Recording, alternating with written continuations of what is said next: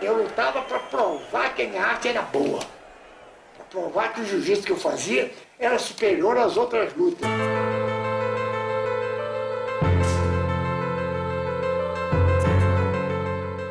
Nos anos 30, o esporte brasileiro tinha um só ídolo, o lutador Hélio Gracie. É que o menino raquítico e doente, que nunca nem sequer deu uma aula, de repente começa a dar aula, de repente se projeta, de repente se torna o maior lutador do mundo. Ele desenvolveu esse jiu-jitsu para fazer com que o jiu-jitsu pudesse ser praticado por pessoas iguais a ele, franzinas, fracas e debilitadas. Os lutadores nem sabiam como perdiam. Com a mão pesada, rapaz. Ele era um guerreiro samurai dos tempos modernos. Para provar a superioridade de sua técnica, Hélio fez de seus filhos e sobrinhos um exército de lutadores.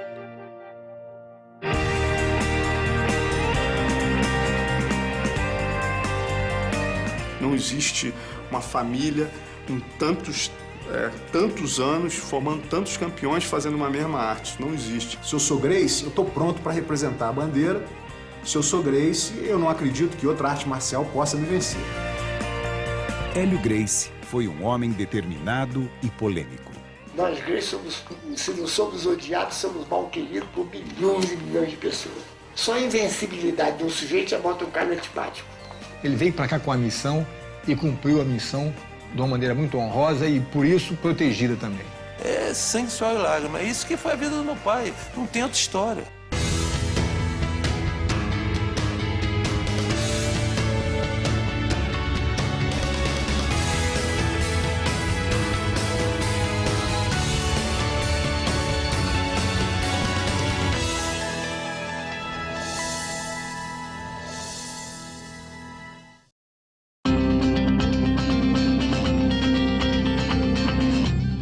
Hélio Gracie foi o primeiro grande ídolo do esporte brasileiro. Nunca teve ninguém no Brasil, nunca teve nem vai ter sujeito mais famoso do que eu fui na minha época. Ao lado de seu irmão Carlos, desafiou todos os lutadores e costumes de seu tempo. Tanto Carlos quanto Hélio nunca foram pessoas modestas, no sentido de não reconhecimento dos seus valores. Pelo contrário, eles tinham uma consciência muito grande do valor deles. E essa segurança tinha um motivo, o jiu-jitsu. O cara tinha tanta certeza que a arte dele era melhor que as outras, que ele falava, ó, bota aí, 300 quilos, bota aí que eu pego. Botava desafio no jornal, isso desde os anos 30. Quem tá fundo para morrer pelo jiu-jitsu. A verdade é, ele tinha tanta convicção no negócio que para ele tinha que ser aprovado na hora. Era um fenômeno utilizando um sistema, compreendeu, que ninguém sabia na época. A história do samurai brasileiro começou no norte do Brasil.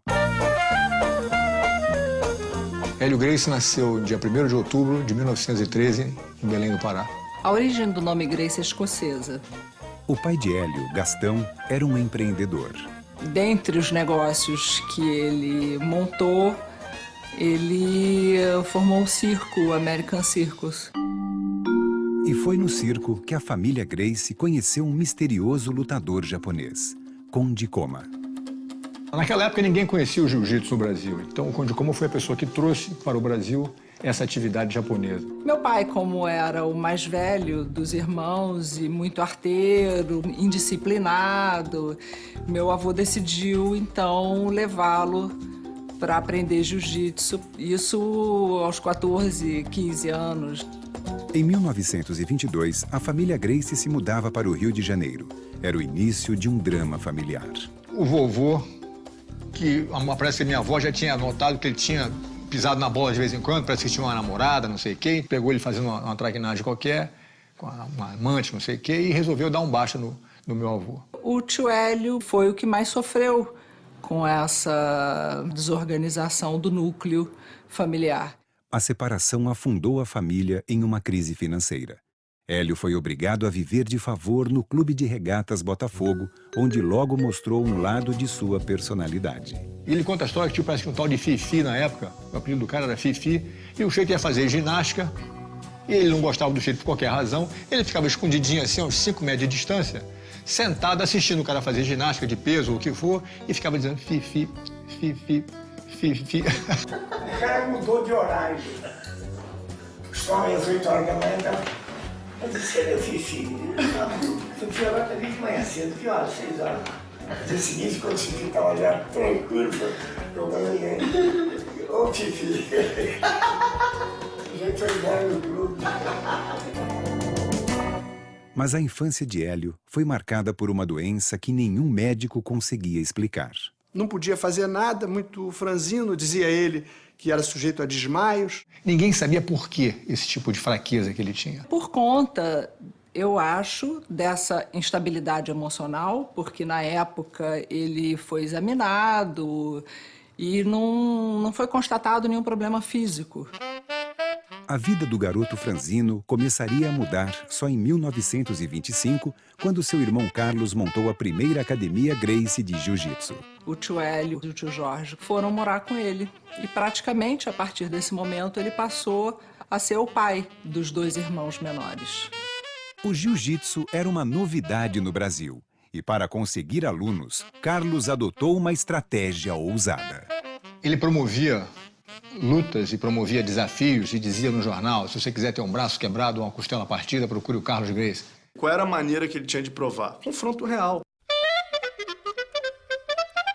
Desafiando os maiores capoeiristas e boxeadores, os irmãos Gracie logo viraram celebridades no Rio de Janeiro. Mas Hélio ficava sempre de fora. O Hélio não dava aula porque o Hélio era muito franzino e doente. Ele não dava aula. Ele vai ficar de olho. Assistindo aquele negócio todo dia, acabou aprendendo, decorando esse negócio. E um dia, ele conta essa história é notória, o Carlos se atrasou, não pôde dar aula. Papai ofereceu-se a dar aula ao aluno. Olha, meus irmãos não estão aqui, se o senhor quiser, eu dou aula. E o sujeito chegou para o Carlos, quando o Carlos voltou, disse para o Carlos, olha, agora eu quero tomar aula com ele, com o Hélio Gracie. Foi aí que o Hélio começou a entrar no jiu-jitsu. Ele acreditou na ideia que o irmão dele mais velho, que ele idolatrava, tinha como quase um pai, passou para ele de que o jiu-jitsu era uma filosofia de vida, era uma religião, era o objetivo deles. Defender aquela arte que era a arte deles. Com 15 anos, Hélio dedicava todo o seu tempo ao jiu-jitsu e começou a desenvolver uma técnica própria baseada nos princípios da alavanca. Ele desenvolveu esse jiu-jitsu para fazer com que o jiu-jitsu pudesse ser praticado por pessoas iguais a ele, franzinas, fracas e debilitadas. Ele realmente tinha muito mais ímpeto do que ele poderia ter naquela estrutura franzina. Ele era um homem que não apresentava nenhum sinal de fraqueza, apesar de saber que ele era um homem fraco. Mas Hélio teria que lutar muito para achar seu espaço no clã. A família já tinha um lutador principal, Jorge, conhecido como Gato Ruivo. Louro, cabelo assim meio avermelhado e tal, de olho azul, cara boa pinta e tal. E era um grande lutador, mas gostava de celebrar, de fazer festa. Ele acabou se rebelando e não querendo ficar ali, se submetendo às regras e à orientação do meu pai 100%. Era a chance de Hélio. E para isso, ele transformou o jiu-jitsu em uma nova modalidade, o Gracie Jiu-Jitsu. E ele então desenvolveu um jiu-jitsu muito mais minucioso e muito mais favorável ao fraco ganhar do mais forte. Porque o marketing Gracie sempre foi o magrinho vencer o forte.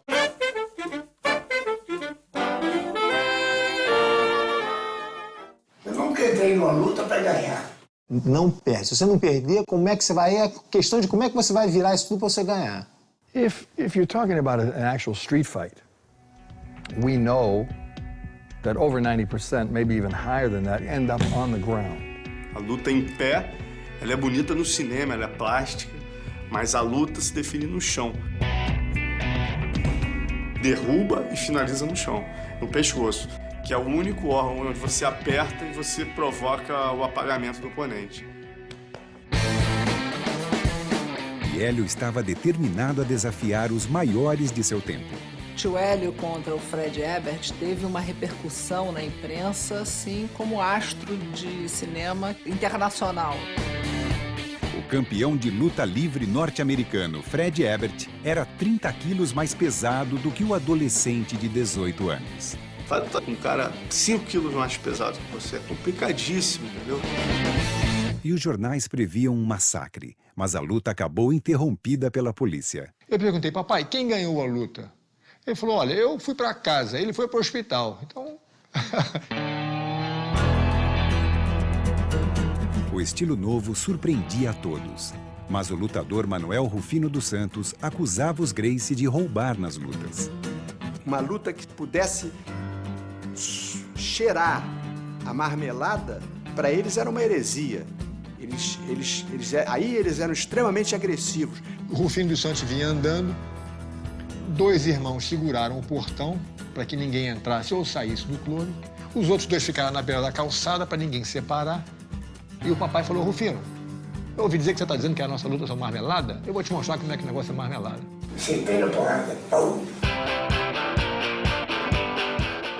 Depois disso, a relação de Hélio Gracie com a imprensa passou a ser de amor e ódio. É normal, se um time de futebol ganha de todo mundo, fica todo mundo torcendo para algum time ganhar dele. Em poucos meses, Hélio se tornaria a estrela da família Gracie.